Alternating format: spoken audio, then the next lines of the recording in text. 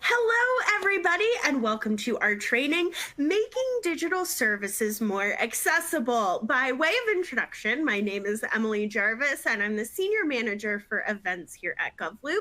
And today I have the added pleasure of also being your moderator, so thanks so much for joining us.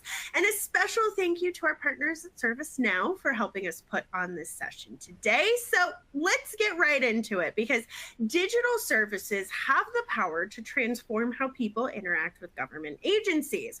For example, instead of waiting in a hours-long line to update your driver's license or your permit for a building or anything along those lines, you could do it all online. However, for digital services to be truly revolutionary, they must be accessible to everyone. And accessibility can take many different forms. It can mean providing tools to aid those with disabilities, using inclusive language to not alienate populations, and it can also mean making sure that broadband access is available for customers. Because, well, if you don't have access, a digital service is kind of useless. So today our experts will share strategies for making digital services more accessible. But before we get to that wonderful content, I do have a few housekeeping items to go over with you all. So first things first, if you're on Twitter, please share what you are learning alongside us using the hashtag GLTrain.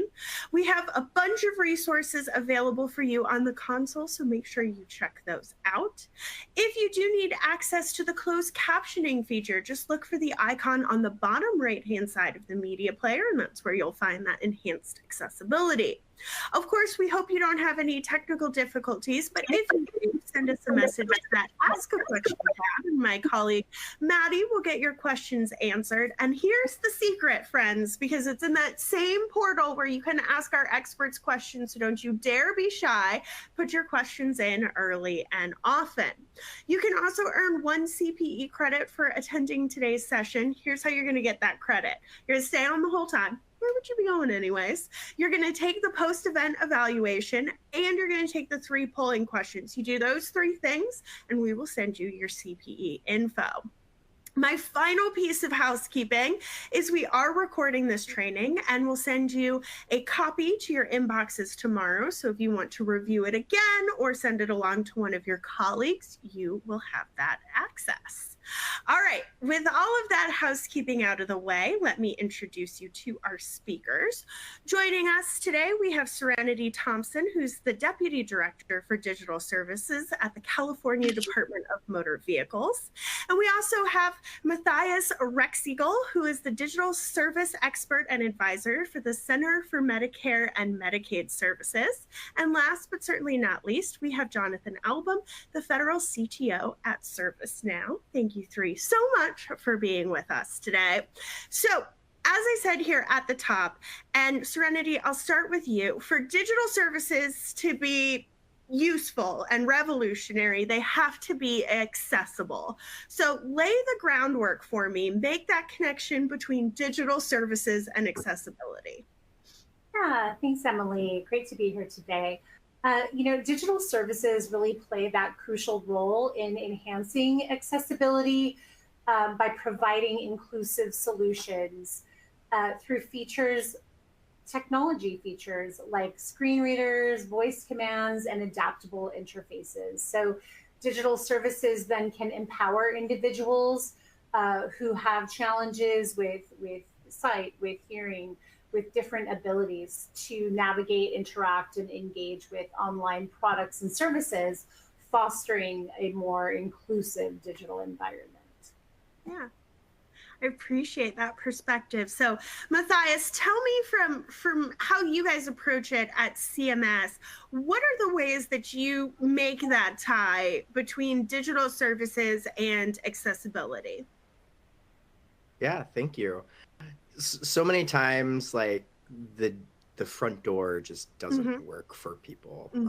So for example, like if you have special characters in your name, sometimes you're signing up for a service and you're presented with an error and you can't go past it.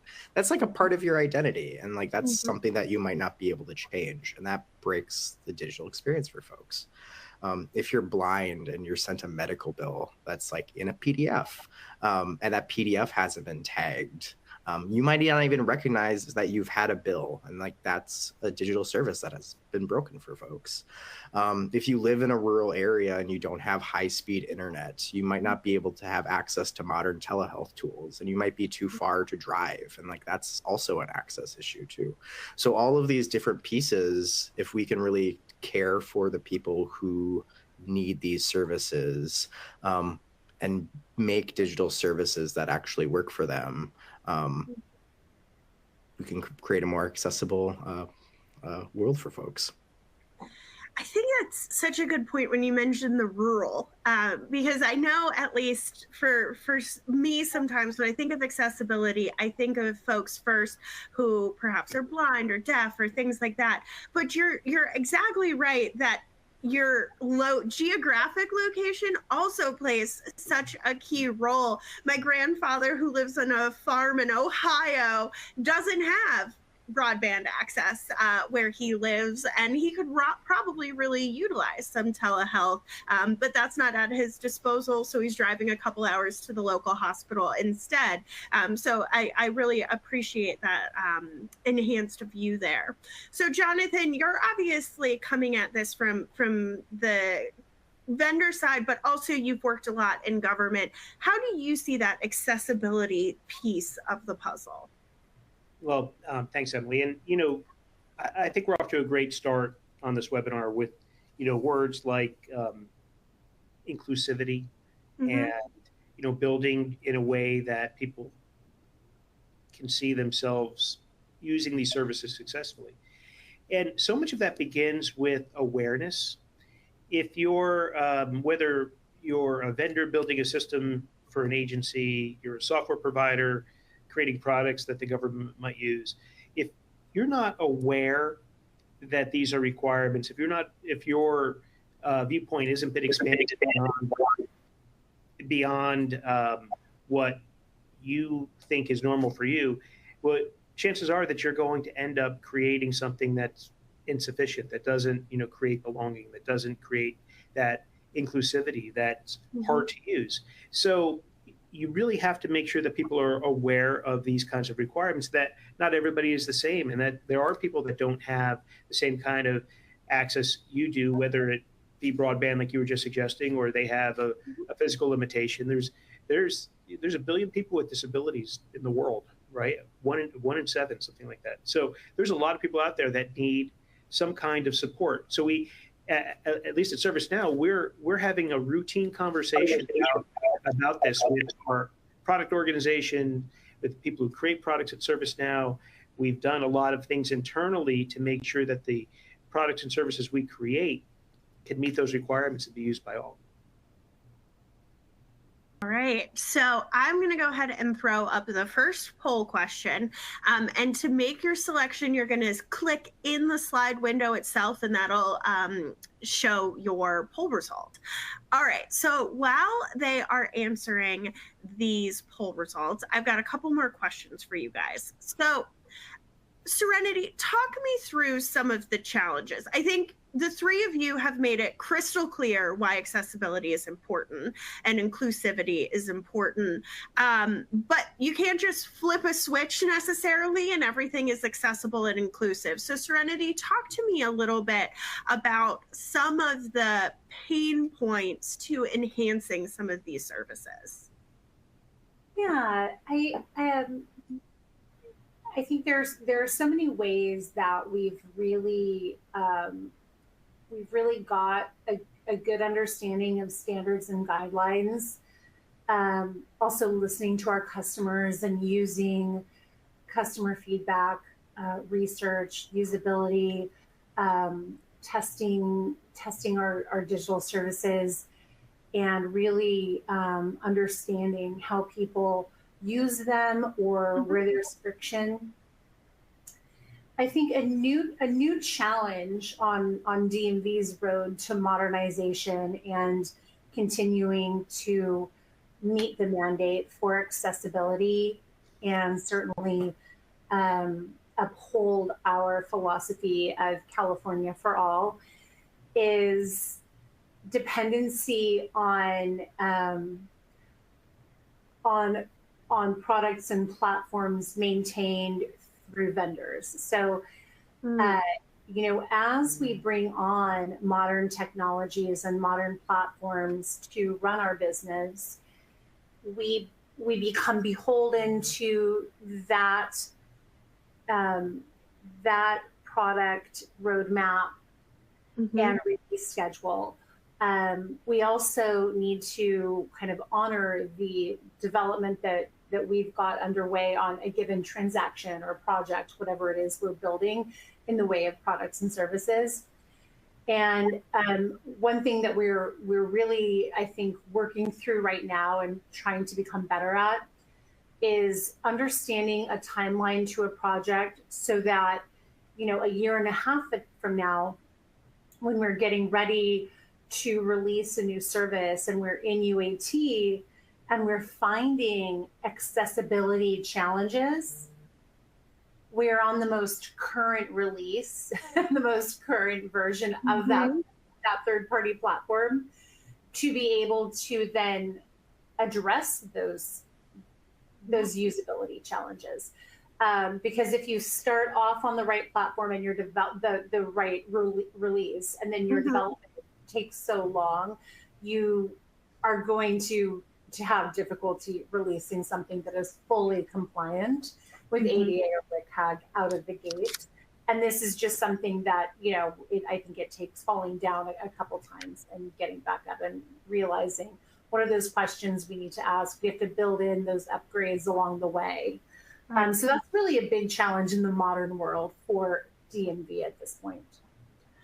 And I really appreciate that perspective too, because we're not building these digital services in a silo where you can control every single element of it yourself. Or if you did, it would require a lot more time and resources and budget to kind of build it all in-house. So you're working with a lot of different partners to make these services a reality. And that means having these kind of clear-cut guidelines and structures in place so that you're able to kind of meet those requirements. So that definitely sounds like a challenge. Matthias, what are you seeing as some of the big hurdles as you kind of work to encourage more? Yeah. One of the largest hurdles is like the borders between experiences. And oftentimes groups will see something like, oh, that doesn't work for the audience that we're trying to serve. But it's not my responsibility. And sometimes all it takes is just asking the question to be like, hey, have you thought of that? Like, for example, today, GovLoop posted on LinkedIn, and the alt text weren't on the images. And I was like, oh, I've seen this many times in the past. The API between the Hootsuite and LinkedIn just isn't working. And sometimes it just, somebody seeing it and saying it can get that fixed now and in the future. And much like we go to the dentist hopefully twice a year, we brush our teeth every day. Accessibility is one of those things that we just have to keep learning about and be mindful of and keep improving every day. So that's, I think, where a lot of the struggles are, is just like keeping that going.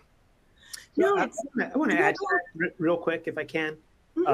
You know, I thought, you know, Matthias, it's a great point. It's like, you know, there is a border, I think you used the word, between where my service ends and yours begins, but to the person who needs the service, it's one continuous thing. And we want to create very seamless experiences, not just around the technology, but around the all of the things that make up that experience, that total experience.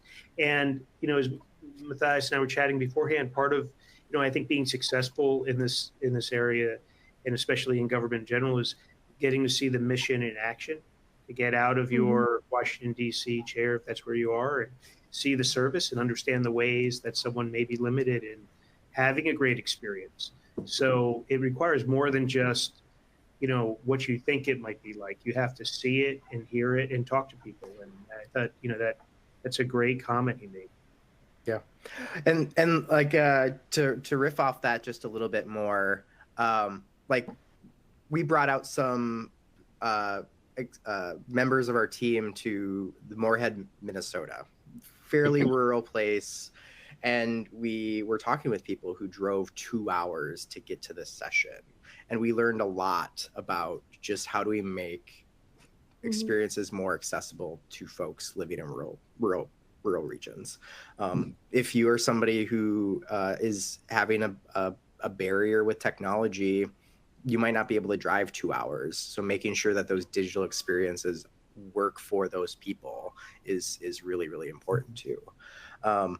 But just having that experience with a person who is struggling, we could be like, let's fix it. Like, let's fix it for that person, and building that empathy. Yeah.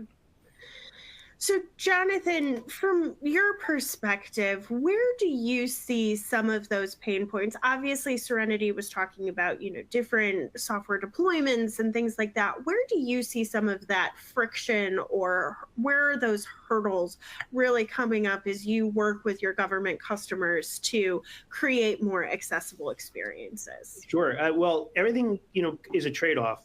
If we can either build more functionality, more capabilities, or we can focus on other requirements that might not, make the program work faster or something, or implement a new requirement, but we could do foundational things around accessibility.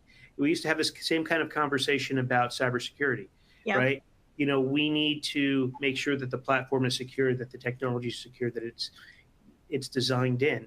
I now see the conversation happening with accessibility in a way that I used to hear the conversation both in and out of government around security. Security today, I think we've all recognized that it's got to be built in. We cannot deploy things that are insecure. If there's a vulnerability, we have to fix it. And that's a higher priority than a new requirement. Now, as we refocus on accessibility, there's a balance between, are we going to implement these new capabilities today, or are we going to ensure that, are we going to take our time and energy and our resources and apply them to accessibility? And again, I'll say at ServiceNow, we've been able to do both. We've had a focus on continuing to expand the ServiceNow platform. And as we do those expansions and improvements, there are guidelines around accessibility. And we have a very nice history of improving our compliance with various guidelines, 508 or web content guidelines, because now that's part of the conversation as we continue to develop and enhance the ServiceNow platform. That's an evolution everywhere, right? And I think it's our responsibility as people who think about accessibility and recognize the limitations to people that use the technologies we deploy in our agencies or as providers of technologies. I think it's up to us, our responsibility, to push the conversation with people who are focused on more functionality, greater requirements, that reminders that, like cybersecurity, we have to have this balance. And, we're not going to be successful if we're not secure. We're not going to be successful ultimately if we're not accessible. So that's the conversation that I see more and more. And I think it's incumbent on everybody to push that line of thinking a little bit. All right, I've got a bunch more questions in here, but I do want to remind our audience that now's your time to be asking questions too. So if you've got one, don't hold back until the very end. So Matthias, I'm going to come to you first on this one, but then Serenity, you're going to be a close second here. Talk to me a little bit about just what Jonathan was kind of alluding to here, that accessibility and the conversation around it. How does it become a must-have or a requirement versus a nice-to-have? And there are pieces of legislation in place. You've got 508 compliance, you've got different things, but it doesn't go necessarily all the way to full accessibility here. So how do you see that sort of paradigm shift working to change within government? Yeah, I was having a conversation today about how digital design tools just aren't accessible for people either. And if we think of how do we shift to nothing about us without us? Like, how do we make sure that our teams are diverse and are inclusive, and make sure that people who have these lived experiences are on the teams so that they can design solutions that work for everybody? And I think if we're shifting to this must-have, I think we have to really think about like what our workforce looks like, and like what are the tools that we're using, and like digital whiteboarding tools, right? The moment that you use those, you might be excluding your colleagues, right? And extending that type of mentality of like, how do we create an inclusive work experience, and extend it to also the users that are using our services, and then they can see the change, and it takes the time to get to that point. And I think, like you said, these pieces of standards and stuff, like the Department of Justice is like, okay, we're going to be on 2.2, WCAG 2.2, and even I think the Office of the Chief Information Officer is going to be putting out some guidance around the 21st Century Integrated Digital Experience Act, and just like getting everybody on the same page, and like, here's where we're going, and like really building that road for everyone to follow is like just I think really, really valuable. I agree. Serenity, how do you see that shift happening for the state of California, and obviously your bureau specifically? Yeah, I mean, at DMV, at California DMV, our goal is really to provide all of our customers with unlimited choice, so that we are, are available through the channel they choose, and the location they choose, and the time they choose, and all of that. So in terms of accessibility, we enterprise-wide strive for 5th to 8th grade reading level or cognitive ability. We offer choice between online, phone, in person, and even online with a person combination. We offer a wide variety of languages, most of the time a minimum of 13, depending on Secretary of State and voting and whatnot. 93% of our transactions are in English, 6% are in Spanish, and then that remaining percentage really across a breadth of up to 38 languages. If in the digital channel, customers have a choice: laptop, kiosk, responsive mobile app, phone, interactive voice response. We offer a wide variety of choice in search: Google, Bing, site search, different bots on our website, chat bot, voice channel.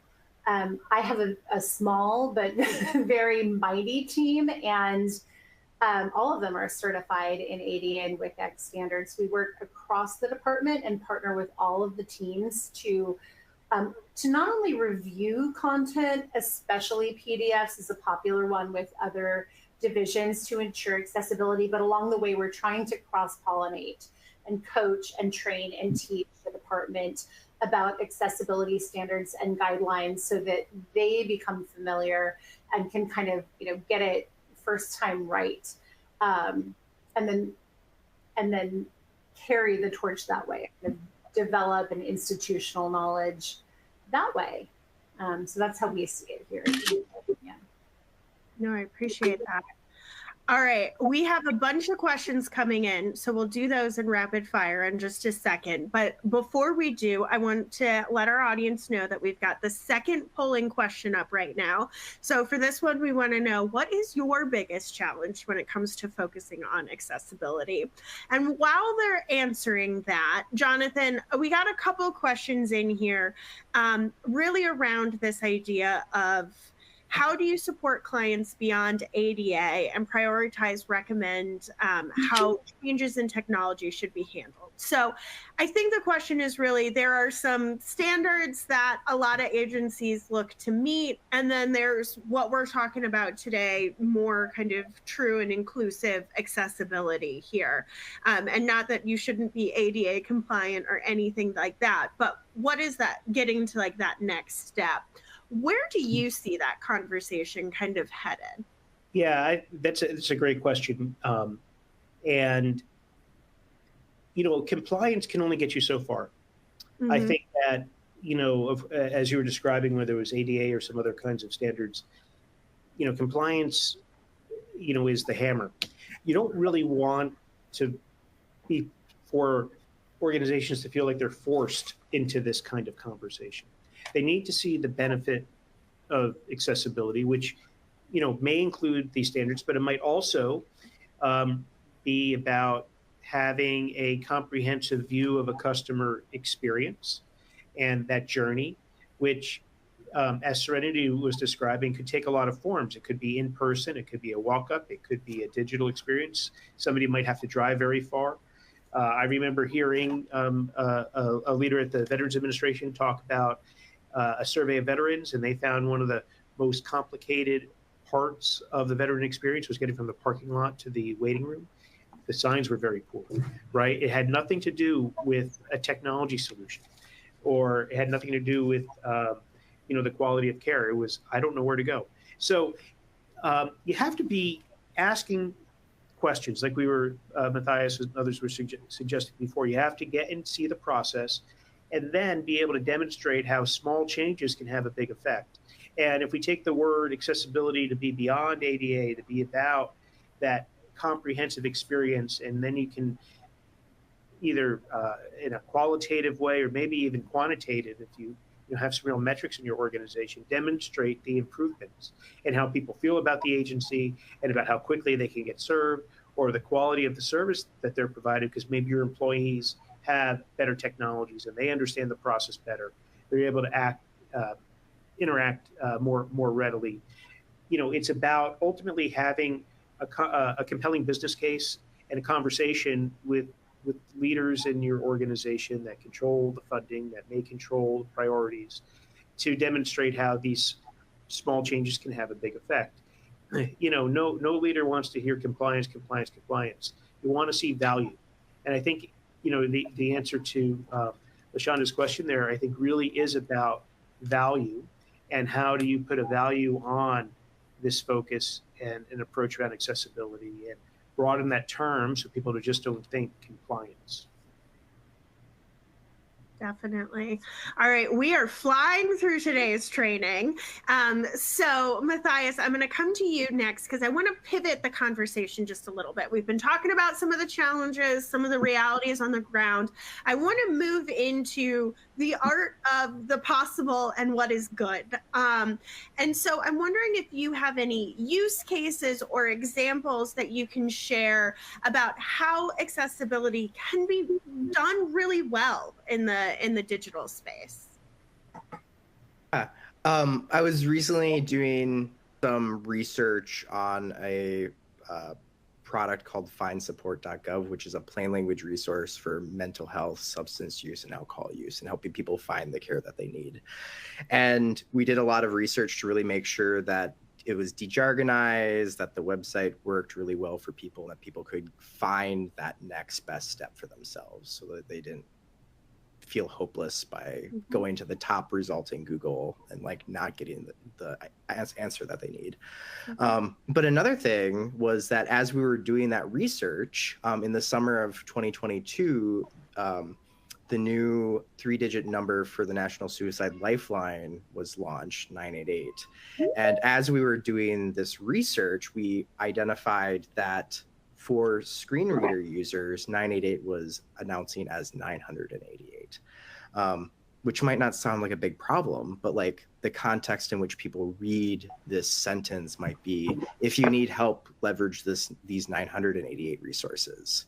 And somebody who might be looking for help says, but I just need one. And we ended up reaching out to different manufacturers of assistive technology, and a lot of them actually were like, "Great, yeah, thank you for sharing this with us. This is a great. We can make this change. It's no problem." 911 was announcing as 911. 988 was announcing as 988. Porsche 911, which is a luxury car that costs $100,000, was still being prioritized as Porsche 911. So like there was this underlying logic, and it was just like no one had brought it to the attention, and it really took time of like, hey, like observing somebody being a little bit confused and then just asking nicely like, hey, can we make this change to make things better for people? Mm-hmm. I think that's such a great example too, because I think sometimes as agencies and individuals and folks attempt to be as accessible as possible, they're going to make mistakes along the way. And so sharing that experience and kind of the change that you all were able to make to not fix, but to change that how it was reading out for people. I think sometimes we get scared to do anything because we're worried we're going to make a mistake. But really, it's taking that step forward and saying, you know, we're doing our best here. Let us know where the problems are, and then we can address those problems. And really kind of taking that accountability piece, I think is so critical there. So I really appreciate that story. Serenity, tell me a use case or an example of where digital services are playing a good role. You know, there are so many. I think that just to pick up this thread about digital services not, you know, just happening at home from your laptop or when you're, you know, on your phone. They happen in office. They happen outside of the office. Whether that service is customer facing or technician facing. So one of my favorite stories about access, inclusion, and outreach at DMV is our program to provide ID card services to unhoused Californians. So in this program, we take our tablets and mobile technology out in the field to these vulnerable people and communities who don't necessarily have access to broadband or internet, and maybe experiencing cognitive challenges or physical challenges or challenges with addiction.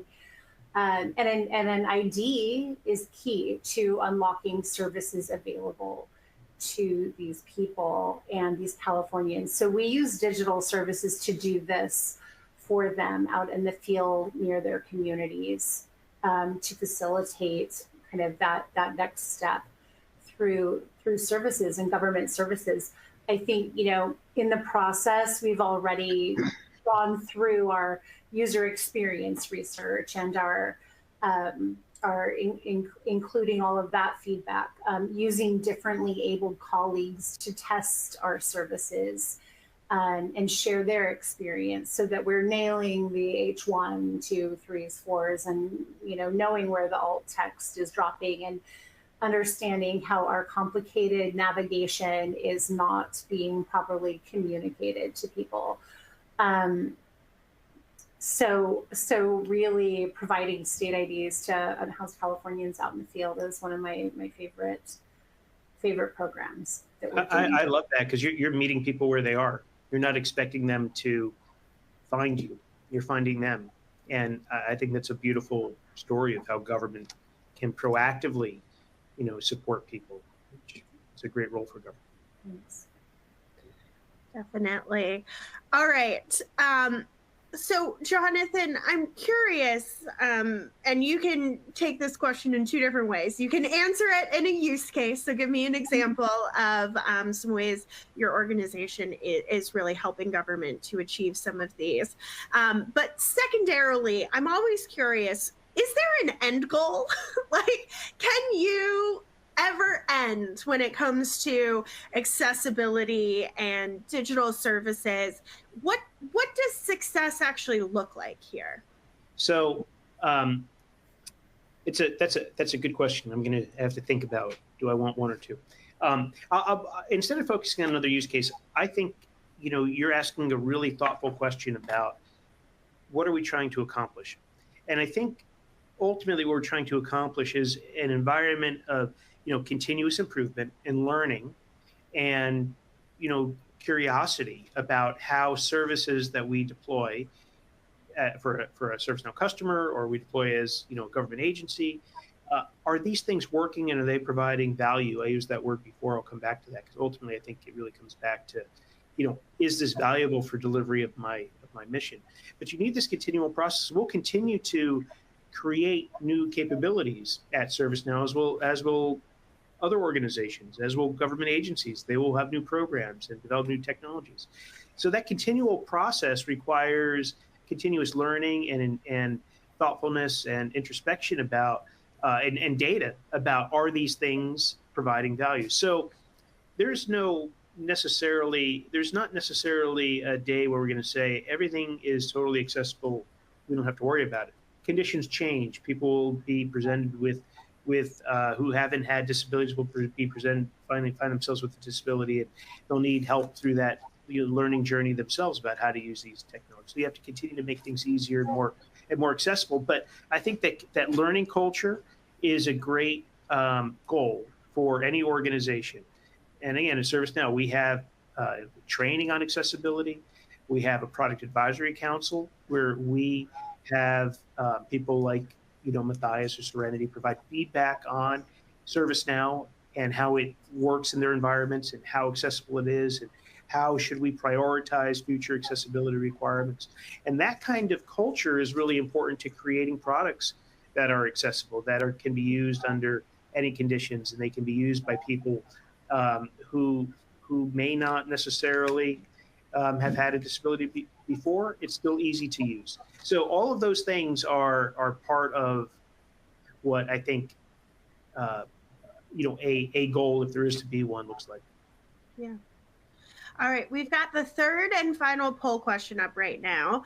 And while you're answering that, Matthias, one of the things that you said earlier that kind of struck me was that oftentimes folks, when they encounter something, employees within a government agency, when they encounter something that isn't perhaps as accessible as it should be, they think to themselves, well, this isn't my wheelhouse. This isn't my area of expertise. I'll let somebody else handle that.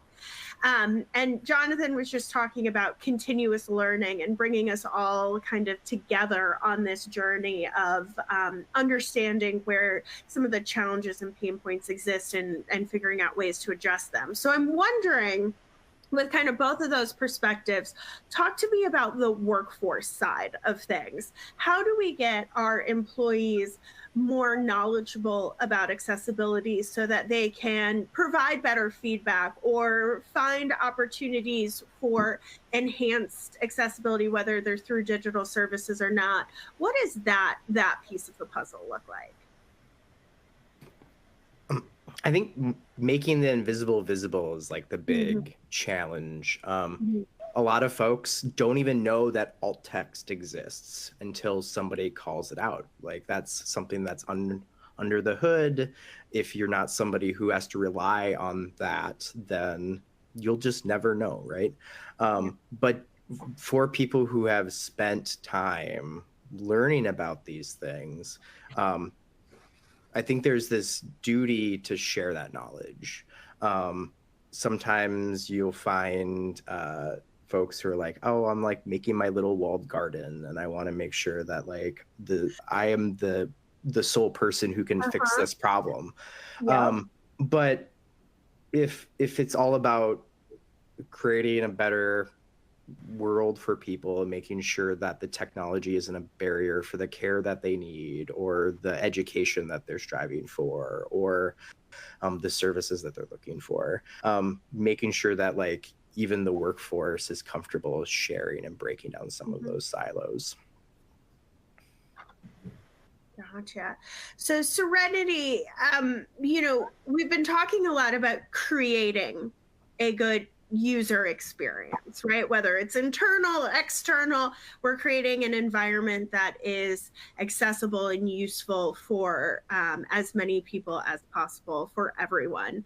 I'm curious, how can you make sure that customers are actually utilizing these these accessibility enhancements, or that they know about them. Maybe they exist, but if they're hidden, it might not be easy to find them. So how do you make sure people are actually taking advantage of all of the accessibility features that are being brought into some of these digital services? Well, we are very data driven here at DMV in California. We monitor digital services very aggressively from many different fronts. We use Google Analytics to kind of understand engagement and funnels. We have other kind of third-party proprietary software that addresses our ADA like compliance and experience and makes recommendations, and we use those analytics. I don't want to name vendors and whatnot. Our ISD and finance teams track and report by channel. I think most importantly for the purposes of today, we do a lot of user experience research, very extensive usability testing with this audience. We field customer research studies very frequently and regularly. We have 2 teams within DMV who own those functions. One is under my group and one is under the Office of the Chief Data Officer. And then on our website, in our field offices and over the phone, we have voice of the customer feedback set up by channel so that we're monitoring customer experience in their own words, and we're reading that feedback every day, and we're measured and performance is evaluated based on those scores all the way up to offices above DMV. If usage drops or customer experience drops, we know immediately something is wrong and we look under the hood to fix it. It might be technical, it might be a disconnect, maybe something broke. It could be lots of different things, but we're constantly looking at numbers. We're always asking why. And if usage is flat or even if usage is great, we're asking, is there something else we can do to add to the experience or add outreach? Maybe we should, do an additional test to find out where we want to build out the roadmap. And so it's extremely evidence driven. If we have a bad customer experience and we are able to reach back out to that customer, we invite them into our user experience research group and we say, hey, we take this very seriously and we appreciate your dedication to providing feedback. Can you join us, or would you like to join us and provide this feedback in other situations as well? So we've kind of built a very proactive program around getting this type of feedback to improve experiences for lots of different audiences, and this one in particular. Wonderful. All right, so Jonathan, the results from our third poll are in, and when we asked which of the following benefits of accessibility will your organization prioritize in 2025, so peering into the future here a little bit, tying our results here are reaching more citizens and improving trust. Talk to me about why that trust piece is so essential. I think the reach piece is clear cut, but talk to me about the trust one. And I think they're related in a way. So, I'm a big believer that as government services improve, and government at all levels, federal, state, local government, people think about interacting with the government. They're not necessarily considering agency, office, or level of government. But as people's experiences interacting with government are better, and they're more like experiences that they enjoy with their favorite commercial brands, the way they think about government changes. And if I have a service, if there's a service I need from government and I can't use it because one, maybe it's too hard to use, period, or in this case, it's not accessible to somebody with a particular kind of disability, I'm not really going to have a very favorable impression of government, and I'm going to trust government less. And we know trust in government is at an all-time low. It's as low as it can be. The only way to rebuild trust is in little drops. You can lose it in buckets, but you got to build it in tiny little drops. And these interactions that create trust, that are great experiences that result in something that feels very valuable to the person receiving that service are ways to increase trust. And if we're reaching more people with these great experiences, more people will be, feeling a little bit better about government.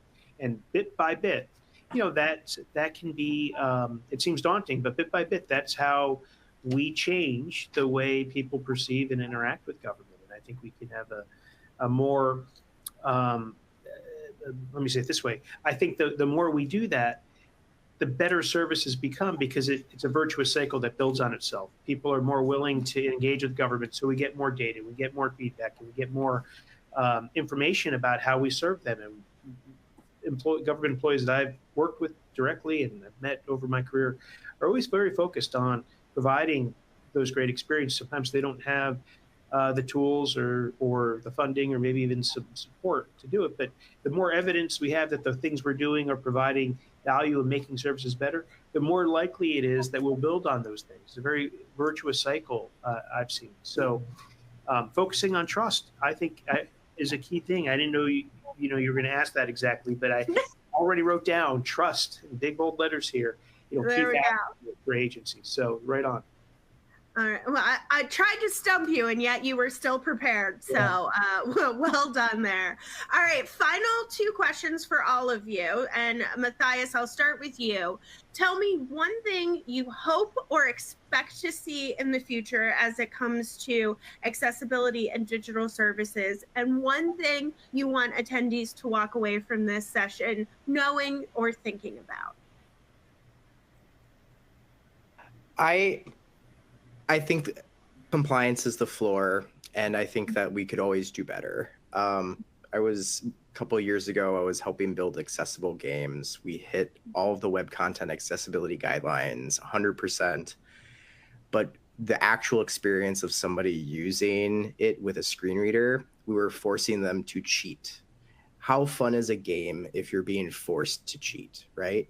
So we had to extend beyond what the guidelines shared with us and say, what is the intention of this experience? Are people getting the actual value that we're hoping that they will get? And oftentimes that means going beyond the checklist, going beyond what we were being told to do, and actually seeing what the lived experience of folks are. And I hope that people take away that, like, we have to bring people in just to see what those actual experiences are. And if we do that, we'll identify all of the ways in which we can make things better for people. It's such a good example. Now, the person that always likes to win, hearing that you could just cheat your way into winning the game, I'm like, yes.